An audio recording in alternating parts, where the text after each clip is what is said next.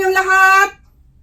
Ang topic na naman natin ngayong araw na ito ay nanggaling na naman sa ating isang subscriber at ang kanyang tanong, paano ba malalaman kung malusog ang vagina o ang ari ng isang babae? So, tinatanong niya guys, pero wag na nating banggitin kung sino man po sila.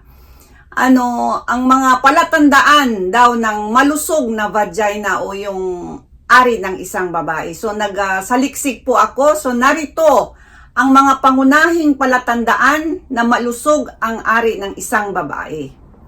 Number 1, normal na discharge. Ang normal na discharge o katas na lumalabas sa pipi ng babae ay malinaw o puting kulay. Walang amoy at bahagyang maasim na amoy.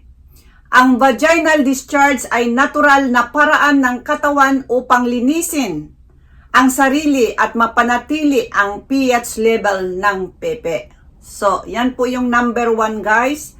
Normal na discharge na lumalabas. Yung katas na mga lumalabas sa atin ay ibig sabihin, kailangan po siyang normal. Na wala po siyang tawag dito, yung naiibang kulay, kundi kulay na puti o malinaw, no? At wala po siyang amoy. Ang kanya lang pong maamoy is yung bahagyang medyo may pagkaasim-maasim. So yan po yung talagang pH level niya, kailangan siyang medyo talaga acidic siya, ano? Kaya medyo maasim. So yan po yung number 1. At ang number 2 naman na palatandaan na malusog ang pipi ng isang babae ay yung tinatawag na walang pangangati o pananakit. Ang malusog na pimpim ay hindi dapat makaramdam ng pangangati, pananakit o pamamaga.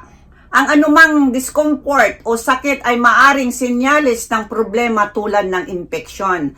So kapag ang ari natin ay nangangati o may pananakit, namamaga, ito ay sinyalis na may problema po doon sa pimpim natin, no? So yan po yung tawag dito, yung kapag meron siyang sakit.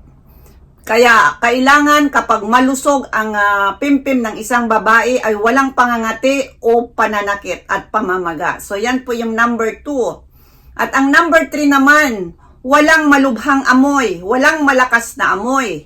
Ang normal na pipi ay may sariling amoy na natural at hindi mabaho. Ang malakas na amoy o ibang amoy maaaring sinyalis rin ng infeksyon. So, yan po yung number 3, walang malubhang amoy. At ang pang-apat naman natin ay yung sapat na lubrikasyon. Ang malusog na vagina ay may kakayahang mag-produce ng sapat na lubrikasyon. Ang kakulangan nito ay maaaring magdulot ng discomfort o sakit sa oras na pakikipagtalik. So, ang ating pipi ay talagang kapag malusog siya, abundant po siya ng lubrikasyon. Yung talagang may katas, no? Nagbabasa kung isipin mo. Kaya yan po ay isang palatandaan na talagang malusog ang ating pimpim, no? Sapat na lubrikasyon. Merong sapat na lubrikasyon. At ang number 5 naman, regular na regla. O ano naman ito? Ang regular at normal na regla ay isang palatandaan na malusog ang reproductive system na tinatawag. So kapag ang menstruation natin, period, no? Tawag dito, regular siya na dumarating, at saka tawag dito, yung sa buwanan na dumarating talaga siya na wala talaga siyang sagabal, walang mga bagay-bagay na yung halimbawa ngayong buwan na to meron, sa sunod na buwan naman wala.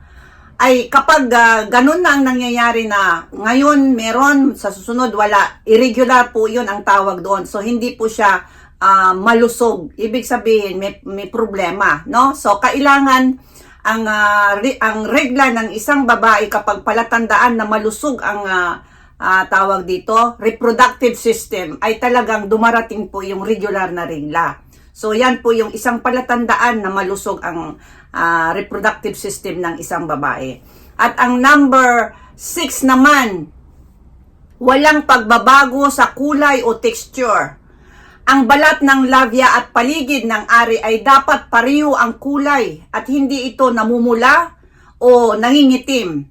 Ang pagbabago sa kulay o texture ay maaring sinyalis ng problema. So, hindi lang natin alam kung anong problema, pero kailangan yung, tawag dito, yung pisngi o yung, di ba may pisngi yung natin, doon sa ibaba, tinasabi nilang pisngi o labi, no? Kapag doon ay nababago ang mga kulay, grabe ang pamumula, o naiiba na yung texture niya, o nangingitim, so meron din yung palatandaan na baka may problema. So, yan po yung number 6. At ang number 7 naman natin ay kailangan balanse ang pH level na tinatawag. Ang ari ng babae ay may natural na pH level na dapat mapanatili ng 3.8 na Bisaya na hanggang 4.5 ang tamang pH level para maprotektahan ang ari laban sa infeksyon. So, ulitin ko guys. Ang number 7, kailangan balance ang pH level niya. Ang ari ng babae ay may natural na pH level na dapat mapanatili. Ito ay 3.8 hanggang 4.5 ang tamang pH level para maprotektahan ang ari sa laban sa mga infeksyon. So yun po yun. Kapag tumaas yung natin, yung pH level natin, matatalo siya, magdarami yung mga bacteria, no? So kailangan acidic yung natin. Kaya nga minsan yung naaamoy natin na medyo maasim, yun po yun. Kailangang ma-maintain po yung pH level na yan. Kaya sinasabi ko parati na sa isa kong video na hindi dapat hugasan ng sabon ang ating ari para hindi matanggal yung pH niya, hindi siya magkakaano. At saka wag po yung gumamit tayo ng yung tawag dito, Dutch, no? Yung parating naggagamit ng Dutch, yung pinapasok doon sa loob at nililinis. Dahil ang vagina naman natin ay nililinis niya, sarili niya, nililinis niya yan. Halimbawa, kaya nga parating yung regla natin. So, pag dumating yung regla, naman yun, di ba?